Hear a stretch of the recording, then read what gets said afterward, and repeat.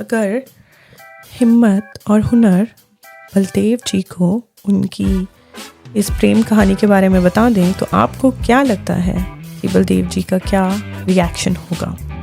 नमस्ते दोस्तों, स्वागत है आप सभी का द टॉकीज़ पर, जहां हम लेके आते हैं आपके लिए एक नया और रोमांटिक एपिसोड। ये है सानू एक पल चैन न आवे एपिसोड 6। पहले के एपिसोड्स में हमने हिम्मत और हुनर की कहानी को बेहद पसंद किया और आज हम बढ़ेंगे उनकी कहानी में कुछ आगे नए मोड़ों के साथ। तो चलिए शुरू करते हैं आज का 6th एपिसोड। तो अब हम चलते हैं हुनर की कॉटेज में। रात को वो पहुंच गए हैं वापस फ्रॉम शिखर्स होम। तो moonlight spills in through the open window. Hunar is reading a book, pacing around restlessly. Kanika poses for her selfies. Hunar checks the time on her watch, looks out of the window. A smile crosses her face. Hunar spots a van pulling in the driveway of the hotel. Baldev waits for the van door to open. Door opens, Himmat walks out. He's back from the hospital, so she's happy. He's looking a bit frail, helped by Baldev and Dipanshu. Baldev's team's other players come out and clap. Hunar admires Himmat. Himmat stumbles. Hunar throws her book on the floor, quickly runs out of her room. Kanika jumps off her bed, runs to the window. She sees Himmat, smiles at the door left open.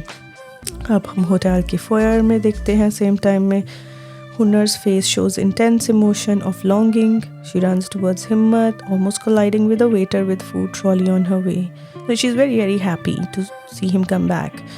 उसकी जान बचाई है after all, and obviously she's in love with him. Same time पे क्या हो रहा है stairs पे? She's making her way through the cottages hurriedly.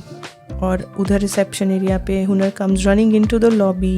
But just before she approaches Himmat, she hides herself behind a pillar at the entrance. Hunar feels embarrassed, peeks at Himmat secretly. Himmat walks inside towards the stairs, followed by the boys. Hunar sighs deep and smiles at herself. Okay. ये कुछ scenes हैं जो हो रहे हैं without any dialogues. अब हम hotel की डाइनिंग टेबल पे चलते हैं later. Baldev, Himmat and the rest of the team members are having dinner. Himmat is occupied listening to his friends chatter. Hunar again secretly observes him. Nobody notices her noticing him. Himmat laughs at something Monty says, picks up a serve of rice. Hunar looks at her table looking for the bowl of rice and she takes a serve as well, copying him. Himmat then takes a serve of salad. Mamta is about to take a serve of salad, but Hunar, unaware of her, picks up the salad bowl. Mamta looks at her surprised. She's like, we're all laughing at Mamta's expressions anyway. Mamta picks up a roti. Himmat sips on water and Hunar does the same. So she's kind of copying him. She's just totally mesmerized by this guy. Himmat glances at her. Hunar looks down, blushing. Himmat looks down at his plate, laughs slightly. अब हम चलते हैं hotel के entertainment room में later on. So Monty and Dipanshu are engaged in a game at the billiards table. Himmat, trembling with the cold, wraps his shawl tightly around himself, watches their game. Mamta lies down on the couch, watching the telly. Kanika enters carrying packs of chips, throws them on the couch. Hunar follows her. Himmat and Hunar's eyes meet. Kanika elbows Hunar teasingly. Himmat looks away. Hunar walks past Himmat, aiming for his attention. He avoids her. Hunar opens the fridge, takes out a cold drink, opens it, sips from it. She again looks at Himmat. Hunar just generally asks, anyone needs a drink? Monty raises his hand. Dipanshu, मेरे लिए भी. Hunar nods, hands them a can each. She looks at Himmat, awaiting his response. But Himmat walks away, sits on the couch. Himmat, नानू भी यही show देखते हैं. ममता, मुझे कौन सा समझ आ रहा है, बस टीवी चल रहा है, मेरी मौज है. Himmat laughs. Hunar joins Himmat. Hunar, कौन सा शो है आंटी? ममता, हवाई जंतुओं बारे है. Hunar nods. She looks at Himmat. Himmat gets back up and joins Monty at his game. So Hunar looks on disappointed. अब हिम्मत अपने फ्रेंड्स को क्या स्कोर हुआ. So Hunar gets really upset. Why is he ignoring her? So she angrily slams the can down on the table, making a loud sound. She leaves the room, slamming the door. अब हम चलते हैं हुनर्स cottage balcony. रात को वो entertainment room से निकल चुकी है और गुस्से में अपने कमरे में वापस आ चुकी है अपनी बालकनी में। Now Himmat finds Hunar standing at the balcony in the rear of the cottage. So she looks back at her room, momentarily flummoxed about the fact if Himmat has locked the door, because she's very surprised to see him there. So Himmat stands next to her, shivering with cold. Obviously he's very cold, he's still frail, he's just back from the hospital, but he's drinking her cold drink. So he raises a toast. Hunar reacts, angrily snatches his drink and throws it in the bin nearby, looks away. Himmat controls his laugh. He turns her around to face him. So she covers her eyes with her arm, like she always does. He looks at her amusingly. So he says, "Kya hua? Bura laga?" Himmat tries to look at her face from under the arm. She says, "Kis baat ka?" He says, he removes her arm from the eyes. She looks at him upset. Himmat, मेरा तुम्हें ignore करना बुरा लगा? She turns away her face again and tries to walk off. He holds her hand and stops her. He said, तुम्हें क्या लगा? मैंने notice नहीं किया? किस तरह बेताबी से तुम मेरे हॉस्पिटल से आने का इंतज़ार कर रही थी? Then he continues, dinner table पर मुझे कॉपी कर रही थी. Himmat inches towards her. They move along the wall, reaching the corner of the balcony. Hunar steps back, leans against the wall behind her. Himmat inches closer to her, putting her locks behind her ears. Himmat shivers, pulls his shoulders to his ears, smiling. Hunar gets worried. She puts her hands over his forehead, checks his temperature. She sighs in relief. हिम्मत, कैसे सोच लिया तुमने कि हिम्मत को हुनर के अलावा कुछ और सूझ भी सकता है और कुछ और दिख भी सकता है? मैं तो बस चेक कर रहा था कि मेरी बेरुखी तुम पर कोई असर डालती भी है कि नहीं। डालती है? So she feels shy, she looks down and he lovingly runs his hand over her cheek and observes her face intensely. Himmat says, "Tell me." Hunar looks up at him.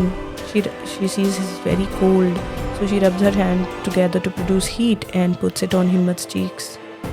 And again, their eyes remain locked. Again, she does the same thing, rubs her hands and puts them together to produce heat again and put it on his cheek to give him warmth. But the third time when she does it, he grabs her arm and holds it against the wall. She tries to swallow, but he gets too close. She can't even think. Himmat's like, "Aise nahi Hunar. Aise." Obviously, they share a kiss here. That's their first kiss. And camera pans to Hunar's hand, clasping onto Himmat's hands tightly. Himmat presses back her hand. We see their shadows reflected on the wall. That's it. And अब हम चलते हैं daytime, next day, Rivalsar, Sarkidhar village, roadside. Hunar and Himmat in warm winter clothes. They are sipping on hot takeaway coffees, leaning against Himmat's car. Hunar looks at rising sun, holding on to colored balloons. So she's holding colored balloons and drinking coffee. हिम्मत के साथ बाहर घूमने आई है, कोई बहाना लगा के. हिम्मत, शिखर, कोट जानी, all are so supportive. अच्छा लगता है ना इतने फैमिली मेंबर्स के साथ. Hunar looks at him curiously, puts his takeaway cup on the roof of the car. She says, हिम्मत, आपके नानू के अलावा घर में और कौन कौन है? हिम्मत scoffs. अब हम एकदम से कट टू चलते हैं शिखर के घर. वो अपने घर के टेंपल में है, हुनर की बड़ी बहन. What she is doing, so she is looking at Himmat and Hunar's photo in her phone and she smiles because she knows. So she stands in front of the temple in her home. She folds her hands. She says, Bhagwan ji, जो खुशियाँ मुझे नहीं मिली मेरी बहन को वो सारी मिले. हिम्मत एक बहुत अच्छा लड़का है. इन दोनों की जोड़ी को दुनिया की बुरी नज़र से बचा के आपने रखना है. So she Bhoj before the photo and picks up an incense stick box. अब वापस हम चलते हैं जहाँ पे वो दोनों बातें कर रहे हैं, हिम्मत और हुनर. हिम्मत से, जहाँ सारा बचपन उनके बिना गुजारा है वहीं सारी ज़िंदगी गुजरेगी. मैं अपनी मॉम को कभी माफ़ नहीं करूँगा. हुनर, लेकिन हिम्मत से, मानो ना मानो हुनर, एक मैं ही अनवांटेड था. Hunar is about to speak but he puts a finger on her lips and She stays silent. He says, end of topic, Hunar. So she nods. She looks down sadly. He sighs and pulls her into his arms. She kicks him and he's like, ye kya tha? She's like, gussa. And he's like, listen to me. And she leaves the balloons. They fly off into the sky. And he says, marry me, Hunar. तुम्हें अपनी family बनाना चाहता हूँ, तुम्हारे साथ गिरना चाहता हूँ, तुम्हारे साथ ही उठना चाहता हूँ. प्रॉमिस करो, कभी छोड़ के नहीं जाओगी, कभी अनवांटेड फील नहीं होने दोगी मुझे. So she looks into his moist eyes. She nods and smiles and she says, आप अनवांटेड नहीं हो हिम्मत. I also want you and I will prove it. अब camera pans to the balloons flying in the sky. ठीक है, अब they have both decided to confess it to Baldev ji. तो आपको क्या लगता है आगे क्या रिएक्शन होने वाला है? Because they are obviously serious about it, about each other. अब हुनर बलदेव के रूम में एंटर कर रही है उनकी कॉटेज में. She is carrying a tray of breakfast. She says, good morning papa, breakfast in bed specially for you. And he removes his reading glasses, puts his newspaper down. Hunar keeps the tray on the table. Baldev, आज कोई special day है बेटा? She smiles and pours him hot tea. She is like, वालसर में आखिरी दिन है, सोचा आज का ब्रेकफास्ट मैं एक्सक्लूसिवली अपने पापा के साथ करूं. इतनी अच्छी हॉलीडेज़ गई मेरी. Baldev smiles and sips on his T.